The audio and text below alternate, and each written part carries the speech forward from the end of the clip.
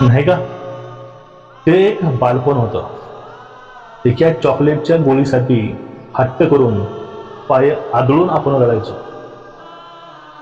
यात्रेसाठी 1 रुपया कसा मिळतो हे पाहून आपण ते मिळाल्यानंतर किती खुश होऊन जायचो.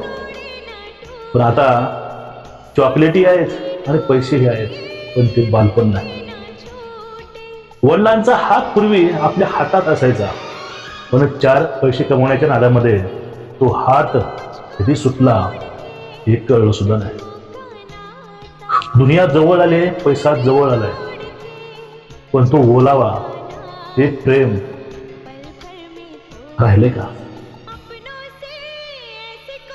अजूनही नेहमी एक गोष्ट वाटते, ते बालपण, तो वडिलाचा खांद्यावरचा हात, आईचा लागलेला गालाला ओठ, हे आयुष्यामध्ये कधी परत येईल याची फक्त वाटच पाहावी.